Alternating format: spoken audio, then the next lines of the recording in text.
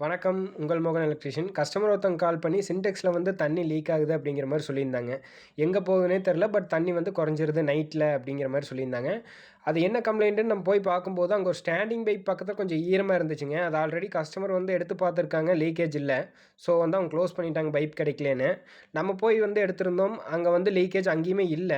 அப்புறம் ஃபைனலா வந்துட்டு எங்க லீக் ஆகுதுன்னு பார்க்குறப்போ, இந்த பைப் வந்து ஆல்ரெடி நான் கட் பண்ணி டம்மி போட்டு வச்சிருந்தேங்க. அந்த பைப் ஆட்டும்போது லைட்டா ஆட்டும்போதே வந்துட்டு உங்களுக்கு ஷேக் ஆக ஆரம்பிச்சுருச்சு. ஸோ அங்க தான் லீக்கேஜ் இருக்கும் அப்டின்ட்டு உடைச்சு அந்த நேர் ஒட்டிட்டேங்க. இது எல்லாமே பார்த்தீங்கன்னா, ஒரு சின்ன சின்ன கேப்ல கப்ளிங் போட்டு ஒட்டியிருக்குங்க. கொஞ்சம் ரிஸ்க் எடுத்து தான் ஒட்டியிருக்கோம். ஸோ வந்துட்டு கஸ்டமர் புதுசாவே பைப் லைன் அடிக்கலான்னு சொன்னாங்க. நாங்க வந்து பழைய பைப் ஒரு 10 அடியிலேயே வேலைய முடிச்சுட்டோம். இப்ப தண்ணி நல்லாவே வருது. எந்த விதமான லீக்கேஜுமே இல்ல. புதுசா பைப் அடிச்சிருந்தோம்னா குறைஞ்சது ஒரு ரூ. 15,000 செலவு வந்திருக்குங்க. இப்ப வந்து நம்ம இருக்கிற பைப்பே வந்து கட் பண்ணி ஜாயின் பண்ணி டேப் போட்டு குடுத்துட்டோம். இந்த வீடியோ புடிச்சிருந்தா மறக்காம லைக் அண்ட் ஷேர் பண்ணுங்க. அண்ட் தேங்க்ஸ் ஃபார் வாட்சிங். Thank you.